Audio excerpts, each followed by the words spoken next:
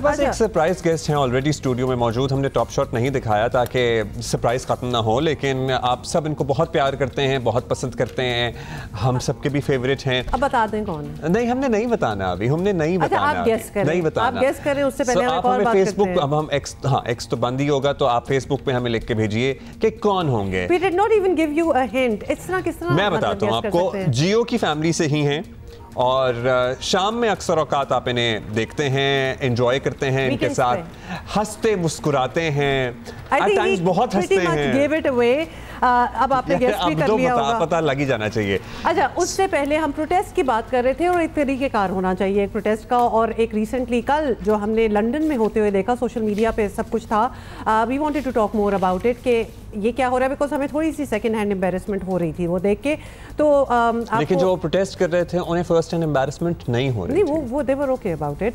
तो हुकूमत पाकिस्तान ने जी लंदन में साबिक चीफ जस्टिस काजी फाइज ईसा पर हमले में मुलव्वस अफराद के खिलाफ सख्त एक्शन का अब ये जो टर्म है ना हमला, जाहिर है इसको हमला ही गर्दाना जा रहा है, क्योंकि इस पे पाकिस्तान तहरीक इंसाफ, इनके वोटर सपोर्टर, इनके जो भी इनके हमदर्द हैं, वो ऐसे कहते हैं जी ये तो हमला आप एग्जैजरेट कर रहे हैं। मेरी बात सुनिए, अगर आप किसी के इर्द गिर्द घेराव करेंगे और घेराव करके उसकी सवारी के पीछे भागेंगे और उसकी सवारी के शीशों पे हाथ मारेंगे, मुक्के मारेंगे, पीछे से गालम गलोच का एक ना खत्म होने वाला सिलसिला भी चलता रहेगा, ये प्रोटेस्ट होगा। इट वाज वेरी एविडेंट, जिस तरह वो गाड़ी को मुक्के और थप्पड़ मारे थे, ये तो उनकी प्रोटेक्शन तो गाड़ी ने की है। अगर वो निकले होते, अगर वो बाहर होते तो क्या होता, ये भी एक बहुत बड़ा सवाल है। ये बड़ा अनफॉर्चुनेट किस्म का इंसिडेंट हुआ है। और हुआ एक, मुझे आप जरूर इस पॉइंट पे जरा बताइएगा अपनी राय। ये हो गया, ये तो होता ही है, ये 5, 6, 7 लोगों का ग्रुप है जो करता है।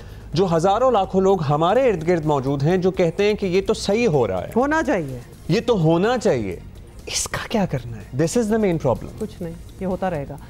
तो खैर anyway, since we are telling you, हम पिछले घंटे में भी इसकी बात कर रहे थे, तो आपको पता है एक तकरीब में उनकी शिरकत थी, इसलिए वो लंदन गए हुए थे और ये सब कुछ हुआ। We spoke to our correspondent over there. और ये जो 5-6 लोग हैं ना उनके साथ, उनसे पहले उसमें मलिका बुखारी, जुल्फी बुखारी, अजहर मशवानी और लोग थे। बाकायदा एक पार्टी प्रोटेस्ट था, उन्होंने खिताब भी किया इन लोगों से और उसके बाद ये सिलसिला फिर आउट ऑफ कंट्रोल हो गया। न्यूज़ मुर्तज़ा अली शाह से हमने अर्लियर बात की थी और हमने उनसे पूछा था कि एग्जैक्टली क्या हुआ था, ये हमें एक्सप्लेन करें कि वाकया हुआ क्या था।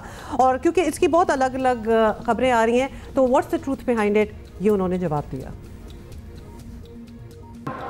Retired chief justice of Pakistan Qazi Faez Isa को जो मिडिल टेंपल है उसने इनवाइट किया था, उनसे दरख्वास्त की थी कि वो उन्हें अपने बेंच का मेंबर बनाना चाहते हैं, यानी मास्टर ऑफ द बेंच बनाना चाहते हैं। ये उस वक्त की बात है जब काजी फाइज ईसा चीफ जस्टिस ऑफ पाकिस्तान थे, जिस पर उन्होंने कहा था कि वो रिटायरमेंट के बाद जो इवेंट है वो उसको अटेंड कर सकते हैं। लिहाजा ये उनके ऑनर में एक सेरेमनी थी, एक इवेंट था जिसमें तकरीबन 150 जो मुख्तलिफ जो मिडिल टेंपल के मेंबर्स हैं, जो 4 जो किंग्स हैं, जिसमें 3 किंग्स काउंसिल हैं और उसके अलावा काजी फाइज ईसा, जिनको उस दिन जो बेंच का मेंबर बनाया गया, मास्टर ऑफ द बेंच जिसे कहा जाता है, ये एक बड़े ऑनर की एक बात है अगर किसी को बेंच का मेंबर यहाँ पर बनाया जाए। काजी साहब के आने पर वहाँ 2 तरह के प्रोटेस्ट हुए। पहला प्रोटेस्ट वो था जो शाम को 5 बजे शुरू हुआ, एग्जैक्टली 5 बजे जब काजी फाइज ईसा वहाँ पर पहुँचे और 5:30 वहाँ पर इवेंट स्टार्ट हुआ, जो रात को 10:30 बजे तक चला। तकरीबन रात को फिर 10 बजे यानी 7 बजे प्रोटेस्ट ख़त्म हुआ और रात को 10:30 बजे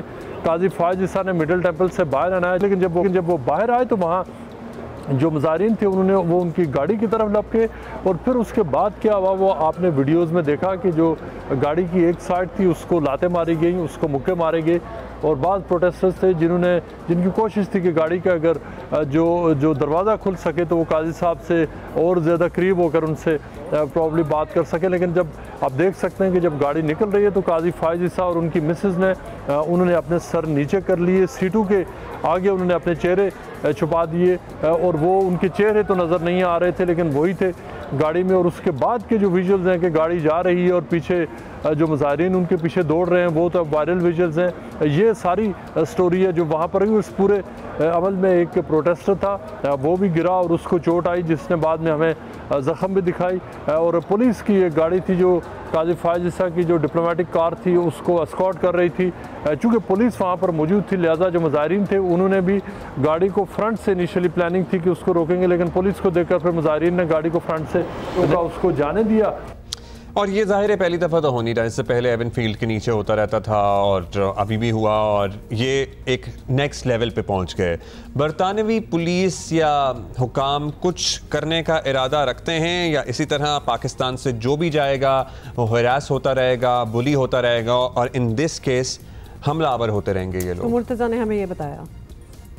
इंटीरियर मिनिस्टर मोहसिन नकवी ने ऐलान किया है कि वो पाकिस्तान में भी कार्रवाई करेंगे और ये कि उसके साथ साथ वो बरतानिया में भी वो कोऑर्डिनेट करेंगे, जहाँ पर हुकाम से और इस बात को यकीनी बनाएंगे कि जिन लोगों ने काजी फाइज ईसा के साथ बदतमीज़ी की, उनकी गाड़ी के ऊपर हमला किया, उनके खिलाफ कार्रवाई हो। उसके फ़ौरन बाद जहाँ पर जो डिप्लोमेटिक सोर्सेज है उन्होंने भी हमें तस्दीक की इस बात की कि यहाँ बरतानवी हुकूमत से जो शिकायत लगाई जाएगी उन लोगों को कि जिन्होंने इस पूरे अमल में काजी फाइज ईसा के साथ बदतमीज़ी के अमल में हिस्सा लिया है, ये इस बात की तस्दीक की जा सकती है कि जो पाकिस्तान की हद तक जो हमें ज़राए ये बता रहे हैं कि वहाँ पर 100% जो लोग आइडेंटिफाई होंगे उनके ख़िलाफ़ लीगल एक्शन होगा। इस दफ़ा जो हुकूमत पाकिस्तान इरादा है कि वो इसमें जो वो एक्शन लेंगे, जहाँ बरतानिया में जो सफारती ज़राए इस बात की तस्दीक कर रहे हैं कि वो लीगल एक्शन है वो लेंगे। दूसरी तरफ हमारी बात हुई जो प्रोटेस्ट को एक लीड करने वाले एक इंडिविजुअल है, उनसे जब हमने पूछा तो उन्होंने एक स्टेटमेंट दी जिसमें उन्होंने कहा कि जो बरतानिया का ह्यूमन राइट्स एक्ट है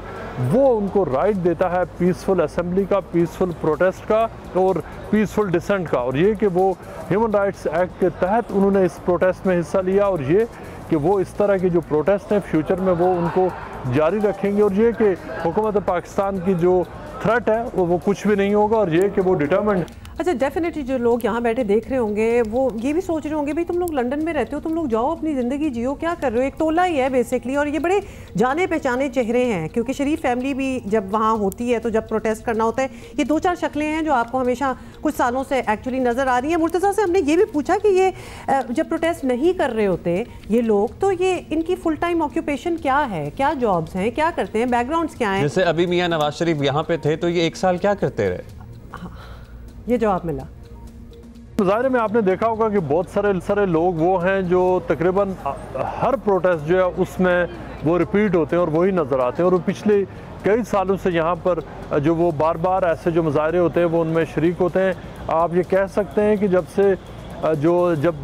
साबिक़ वज़ीर-ए-आज़म नवाज शरीफ यहाँ पर मौजूद थे तो वो आलमोस्ट फुल टाइम बेसिस पर ये मुजाहरे किया करते थे। 1 साल यहाँ पर सुकून था जब नवाज शरीफ यहाँ पर नहीं थे, और जो पिछले हफ्ते जो ही नवाज शरीफ यहाँ पर पहुँचे तो वो जो मुस्लिम लीग के भी वो जो लोग हैं वो भी निकल आए, और जो PTI के भी जो प्रोटेस्ट करने वाले चेहरे थे वो भी सामने आए, और जो काजी फाइज ईसा के ख़िलाफ़ मुजाहरा हुआ, जज हुमायूं दिलावर के ख़िलाफ़ हुआ, और इस तरह के मुख्तलिफ जो एयरपोर्ट्स के ऊपर और मुख्तलिफ वेन्यूज़ के बाहर जो मुजाहरे हुए हैं, ये सारे लोग एक्चुअली ये एक ही तरह के लोग हैं, एक ही ग्रुप है जो अक्सर मुजाहरा करता है। PTI की जो अक्सरियत है वो आते हैं मुजाहरों में और उसके बाद वो चले जाते हैं, लेकिन बाज़ हैं जो उस मुजाहरे से हट कर जो नेक्स्ट लेवल ऑफ एक्शन है वो उसकी तरफ जाते हैं।